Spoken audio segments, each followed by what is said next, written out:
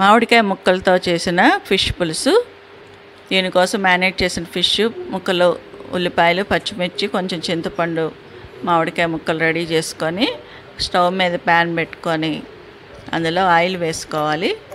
ఒక 3-4 టేబుల్ స్పూన్ల ఆయిల్ వేసుకొని కొంచెం 1/2 టీ స్పూన్ మెంతులు వేసుకొని అది వేగిన తర్వాత పచ్చిమిర్చి వేసేసి అవి వేగుతుండగా ఉల్లిపాయ ముక్కలన్నీ వేసేసుకోవాలి, కట్ చేసుకున్నవి. అవన్నీ వేసేసి కొంచెం బాగా ఫ్రై చేసుకోవాలండి. ఫిష్ పులుసుకి ఉల్లిపాయ ముక్కలు బాగా ఫ్రై అయితేనే బాగుంటుంది. కొంచెం పసుపు వేసుకొని బాగా కలుపుకుంటూ ఫ్రై చేసుకోవాలి. చూడండి, మంచిగా ఫ్రై అయిపోయినాయి ఉల్లిపాయ ముక్కలు.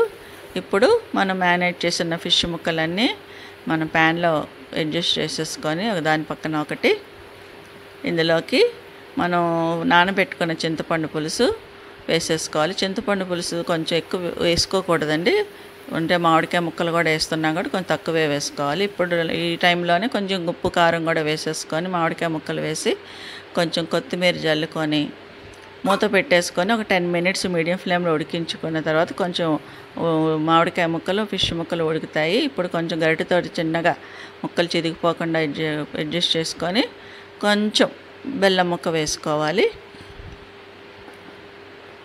ఒక ఇంచు బెల్లం ముక్క వేసేసుకొని మళ్ళీ కొంచెం కొత్తిమీర జల్లుకొని మూత పెట్టేసుకొని ఒక 5 మినిట్స్ ఉడికించుకుంటే ఫిష్ పులుసు, మామిడికాయ ముక్కలు వేసిన ఫిష్ పులుసు రెడీ అయిపోతుందండి.